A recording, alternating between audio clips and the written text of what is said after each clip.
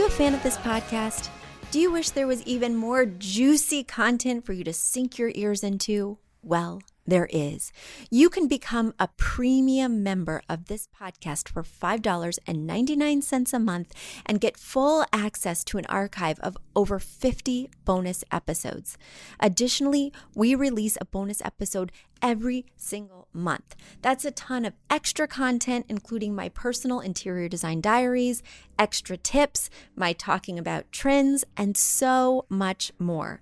Additionally, you'll be keeping us on the airwaves each and every week because your premium membership money goes directly back to making this podcast amazing. Check us out at affordableinteriordesign.com. Click on podcast to learn more and to become a premium member today.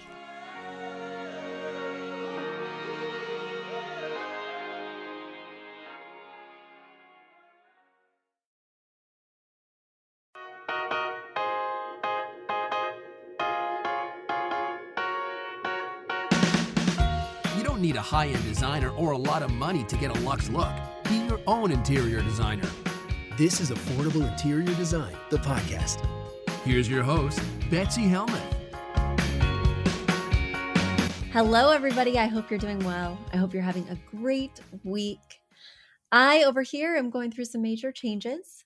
We are changing where we live. As you guys know, we have no current plans to move anywhere specific, but we are putting our house on the market. And so that's a little bit discombobulating to be downsizing all of your stuff, putting it in storage, letting people traipse in and out of your home for open houses, trying to pretend like nobody lives here when we all live here. Day to day, we live, we work, all the things. So it's been a little bit overwhelming, but all in a day's work for an interior designer. I just get to style my house every single day before I leave. And, a lot has been going on business-wise too. We're going through a total rebrand. Things are looking very different than they used to. And people that we're working with, whether it's our SEO team, our copywriting team, just new people who are joining the fold, mastermind partners, as I'm going through all these changes, they're asking me some pretty big questions. And I thought it's been a long time since I've gone back to basics with you guys. When I'm out and about, when I'm on the calls for the academy, when I am speaking with people who are interested in interior design, they all ask me, Betsy, how did you get started? Betsy, why did you decide upon interior design as a career field? And finally, after answering these questions so much in the past few weeks, I've decided, why don't I share those answers with you guys? I think maybe I spoke about a few of these things on a few of the different episodes here and there, but I thought it might be nice to put everything in one spot. So that way we just have more of a focused message in terms of this episode, but also for those of you who haven't been following since episode 0, or for those of you who forgot, or I think there are going to be stories in here that I haven't shared at all, it might be a great refresh or a great learning opportunity so that you can learn about me and what the heck I'm doing. So I'm going to just take the questions that I actually got from people I'm actually working with and read them to you and then answer them. So from my SEO team, Lucy and Matt wrote me. They said, Betsy, what is your why? At the end of the day, why did you start Affordable Interior Design? And what do you love about serving clients? Okay, so Lucy, I started Affordable Interior Design over 17 years ago. And let me just break it down. Okay, so I moved to New York City to be an actress and an artist. And I moved here July 2001. I moved at the end of July into an apartment in the East Village with a folk singer who was 2 decades older than me. And I sublet one of the bedrooms in her East Village apartment. She was not particularly friendly. I think she thought I was a young whippersnapper. I moved with 3 suitcases and my cat, and we were cordial, but did not have that much in common. And so I knew when I moved here that I didn't want to be a roommate with anyone. I'm an only child. I really like my own space. I really like my own energy. And in New York City, I quickly learned after just a few weeks of being here that I did not want to be in somebody else's space. In New York City, somebody's always up in your business, whether you're on the subway and they're listening to loud music, whether you're walking down the sidewalk and they're bumping into you, when you're at a store, waiting in line behind tons of people. You just can't control any environment around you in New York City when you're out and about. So when you go home and close that door, I just wanted to completely control my environment. So also, it was just a short term sublet. I just found her on Rainbow Roommates, and it was a rather random connection. And I just loved the East Village, so I signed the deal, right? Well, I was living in the East Village with Lavender. I was working at Planet Hollywood as a waitress, and we all know what happened just a few short weeks later, September 11th. Now, when September 11th happened, I didn't really know anyone in the city. I had no connections. I had no friends here when I moved, no family. I was living with the folk singer who didn't really like me or didn't pay any attention to me. Let's put it that way. I was working at Planet Hollywood, but I pretty much just started and hadn't made deep connections or friendships with any of the people I was working with. And all of a sudden, this major world event happened right where I was standing in this place I just decided to call home. I just moved from Minnesota and I really had no resources. Now, no one was coming into Planet Hollywood because the world was crumbling right before our eyes and there were no tourists. And I was just really afraid. I'm sure you can imagine, but 21, alone, afraid, no job to go to, no place to be, and I had no skills. They were calling for people to help, people who had had first aid experience, people who could triage, people who had a nursing background or EMT, or even just something more minor than that. I had gone to theater school and art school. What did I know? How could I help? All of a sudden, the entire reason I had moved to New York City to be an actress, to be an artist, felt like a moot point. It felt ridiculous. It felt stupid. Now, I don't feel like the arts are ridiculous or stupid at all. But when the shit hits the fan, I felt like I had nothing to contribute. I felt like I didn't have skills that could meet people's needs. But I also knew that I had deeply fallen in love with New York City. I had always dreamed of moving to New York City ever since I was little, but I didn't know New York City. I hadn't actually been here. But, all the people in my family, my friends were like, Betsy, you've only been there a few weeks. Pack up your bags, come back to us. And I said, no, I'm going to stay. I'm going to help this city the best way I know how, but I just didn't know how. So at night, I would wander the streets of New York City, days too, by the way. I had nothing going on. And Lavender did not have cable. So I would wander the city, just walking around aimlessly, not knowing that I was breathing in carcinogenic fumes. And I would look in people's windows because what else did I have to do? And I would see, everyone was hunkered inside. I was really the only one wandering around. And I could see them inside with their family, with their friends. And maybe they had no window treatments, which is why I could see inside. Bad lighting, that blue fluorescent flickering. People were living in really expensive apartments with no artwork on the walls, bad furniture. And I had no inclination to be an interior designer at that time, but I was walking around the city and my mantra going through my head was use me. Now, I'm not particularly religious. I do think of myself as spiritual, but I was really calling on a higher power because it was a terrifying time and so sad, just so deeply sad that I just pounded the pavement and reiterated to myself, New York City, use me. I didn't know how that would manifest. I didn't know how I could help. But fast forward, I'm working on paintings in my studio apartment that I found in Hell's Kitchen, 150 square feet. It was as wide as I am tall. I'm 5'7". It was only 5 feet wide and it was only 10 feet long. I wound up moving there after staying with Lavender Grace for about a month. And I would make paintings, and in the background, I would have trading spaces, while you were out, Queer Eye for the Straight Guy on. All of that was seeping into my brain. So, one of my origin stories is that, I wanted to be of use in New York City. I saw that people were living in spaces that were pretty tragic, that didn't reflect the success that they had or wouldn't feel like a safe space to me. When I moved into my studio just a few short weeks after September 11th, I had no money because Planet Hollywood was not yielding in terms of there were still no tourists. So I shopped at the dollar store and fully furnished my apartment. I blinged it out. I dumpster dove for a shower curtain that became my curtains. I hand sewed everything. I really invested so much into my space because I always did. Every single space had to feel like home. And it felt pretty tragic that as I walked around, none of those spaces did. All right, that's story one. That's the story I sometimes share. The real story of why I became interior designer is somewhat linked, which you'll hear at the end.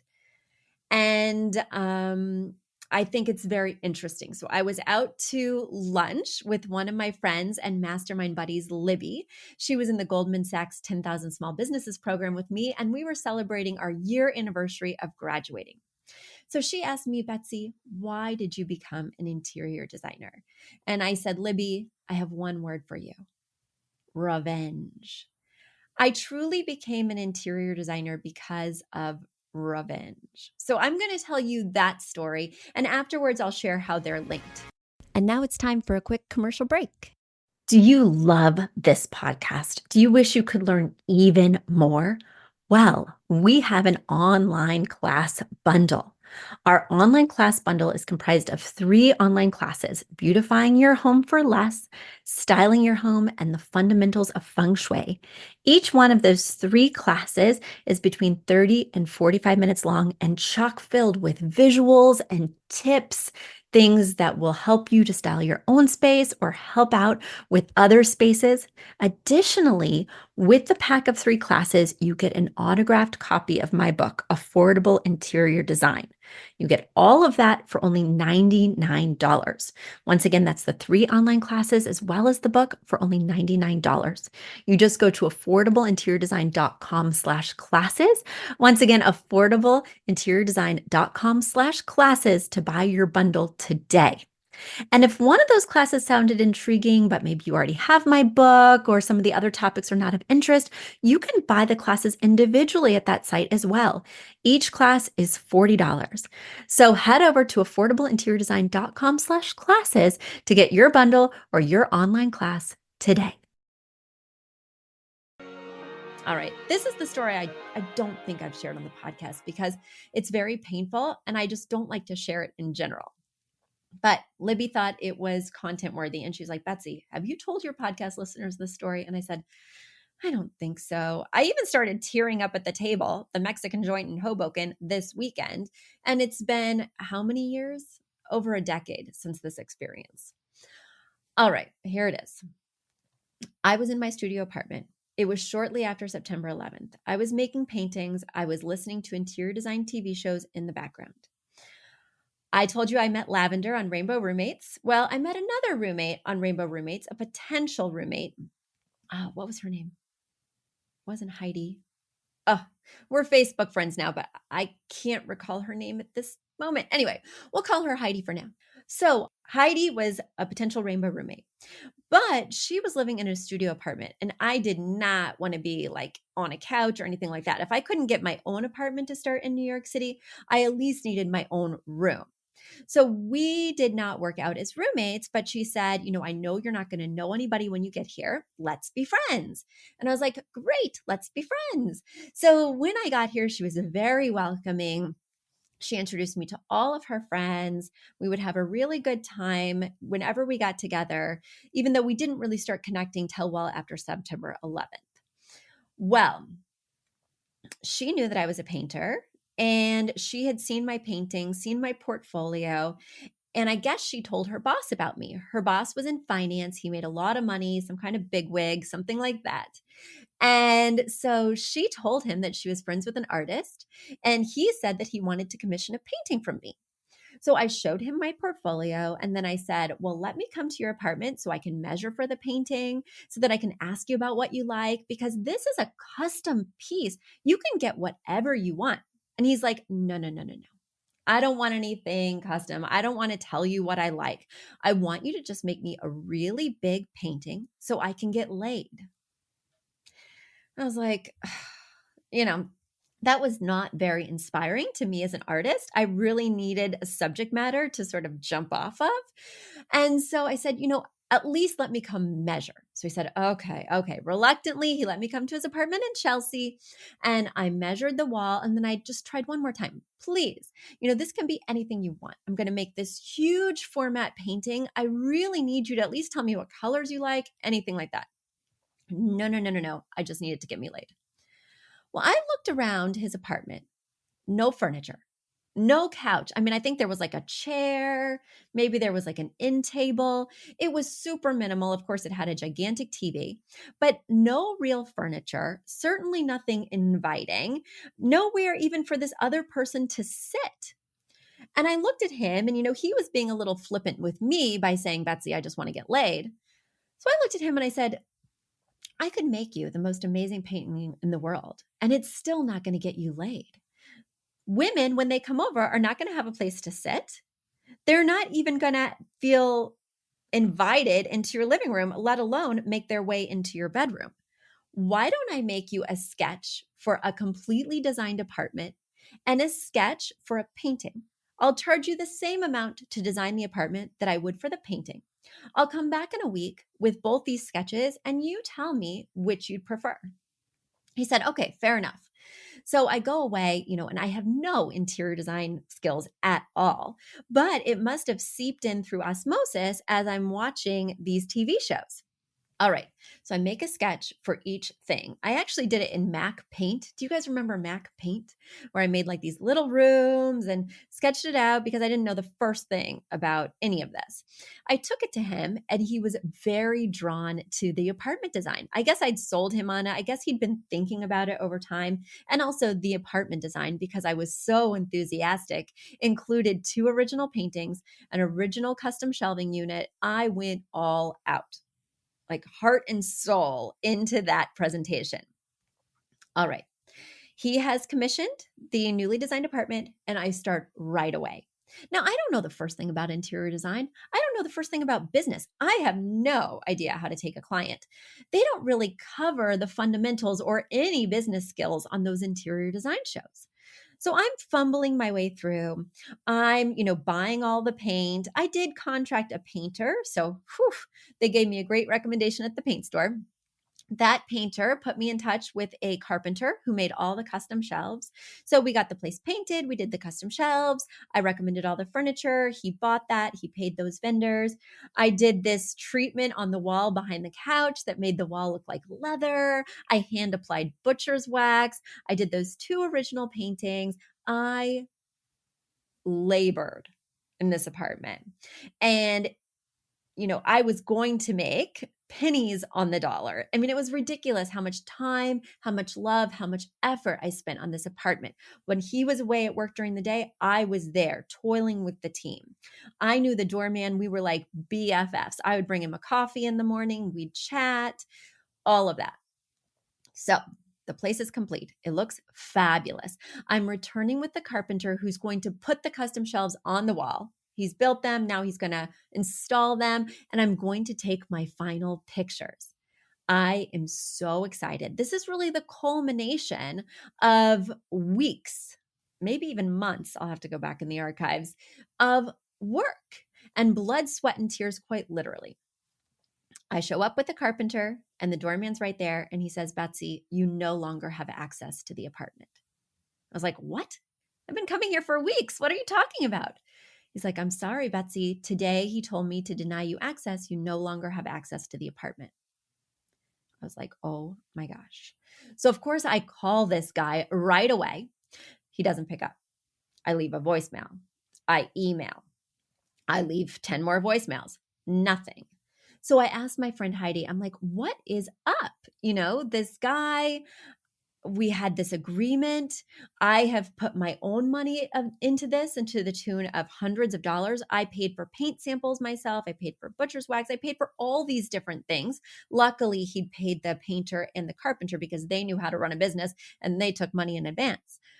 But I didn't know the first thing. And she said, you know what, Betsy? He got fired. He's going to have to move out of his apartment. And I don't blame him for not wanting to pay you if he's not going to live there anymore. I was like, what, Heidi? I did all this work. Even if he's going to get kicked out, he makes 60 times what I make. I did all the work. Who's to say he's got to move? He might get another job and he should pay me for the work we agreed upon.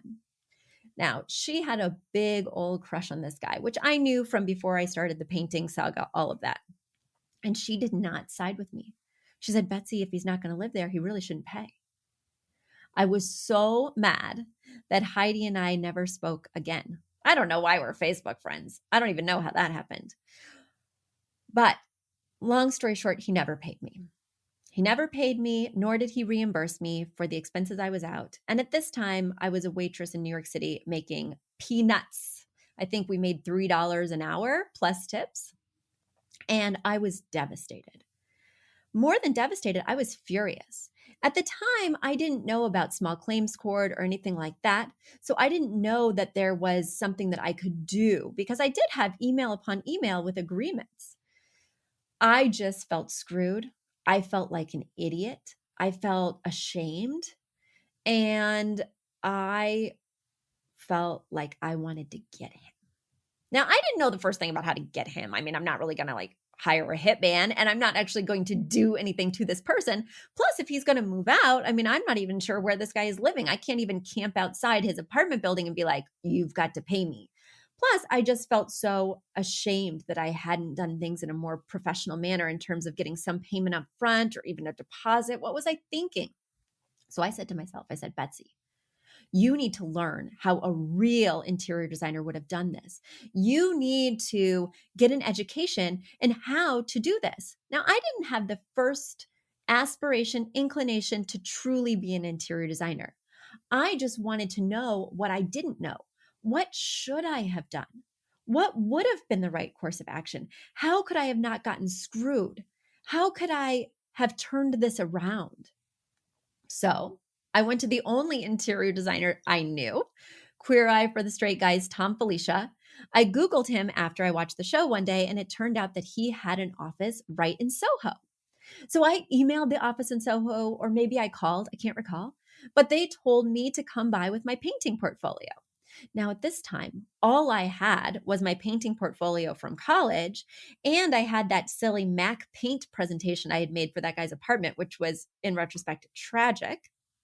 I show up at Thom Felicia's, shaking like a leaf. I'm interviewed by one of his senior designers, and right there on the spot, they hire me to be an apprentice. Little did I know they were getting really busy because Tom's show was taking off and they were desperate for help. They were desperate for an extra pair of hands to be a gopher and run and get things. I was only the second intern that they hired at the time. So it was just me and one other gal. Later, there would be many, many more interns, and I would continue to work for him for almost a year for free. And it was at that time that I got quite an interior design education. But the only reason I pursued that opportunity was to get revenge on this guy. And even after my tenure at Thom Filicia came to an end, I was looking inward and being like, what should I do? The whole time I had been working at Thom Filicia, I'd been bartending at night.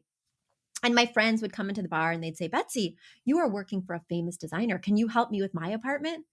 And I was like, sorry, guys, unless you want to spend $16,000 on a couch, I have no connections for you. The only resources I have are high end. I was working with this high end and celebrity clientele. So I didn't know the first thing about translating this to a budget. And so while they were all asking me over the course of these 9 months, I reached out to some of the interns at Thom Filicia and I said, guys, I see an opportunity here. All my friends are asking me to help them. I don't know the first thing about interior design, and you guys have been to school, the fellow interns. I was like, why don't we go into business together?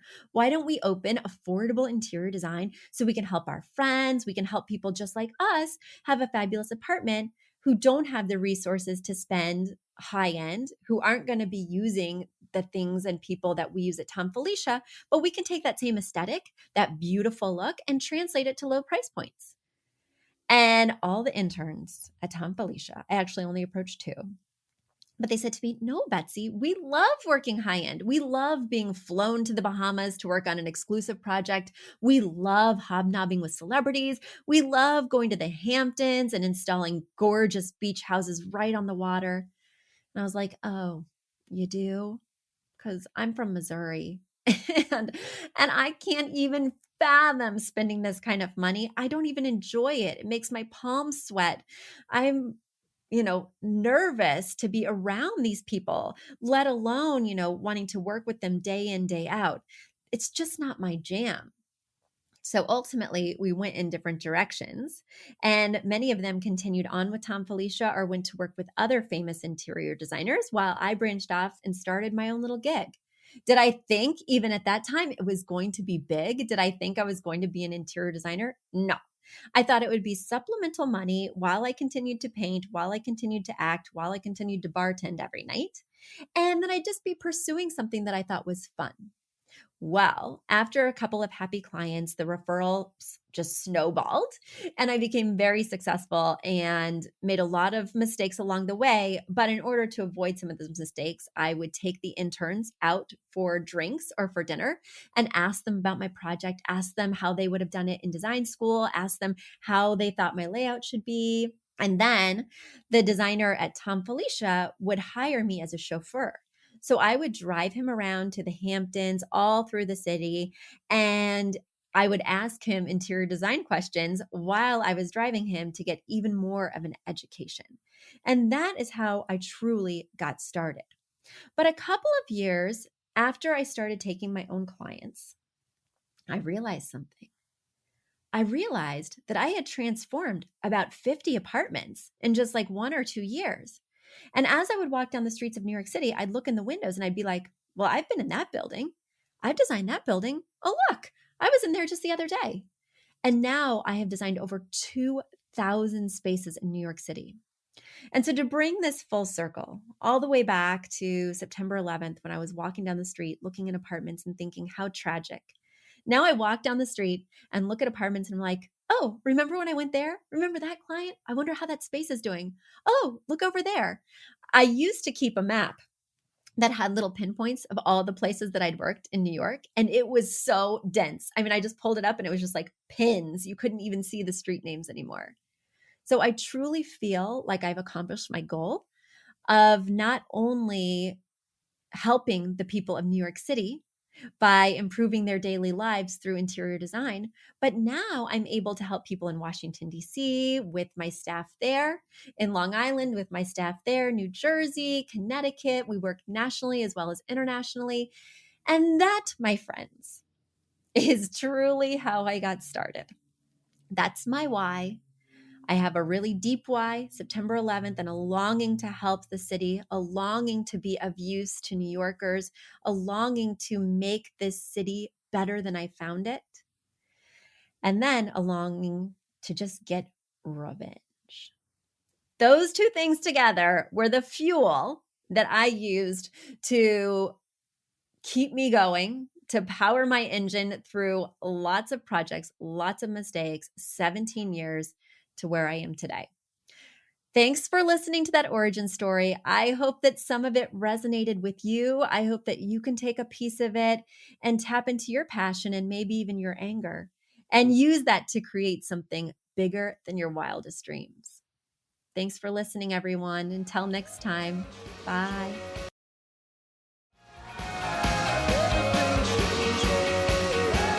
You've asked for it, and we have answered the call. For years, you've been saying, Betsy, you're talking about all these great design concepts, but we can't visualize them. You're describing the picture that the listener sent in of their problem, and we wish we could see that picture too. After all, a picture is worth 1,000 words, and I do my best to describe them, but there's nothing like seeing it for yourself. And that's why Affordable Interior Design, the podcast, now has a YouTube channel. Not only do we have a YouTube channel where you could see recordings and clips of these podcast episodes, we also have an Instagram, a Facebook, and so many other exciting things. You should check it out. Head over to affordableinteriordesign.com/links. Once again, affordableinteriordesign.com/LINKS. Links. And when you go there, you will see links to our YouTube page, our Instagram page, our Facebook page, and more. Please check it out, follow, and subscribe so you can see everything I'm talking about.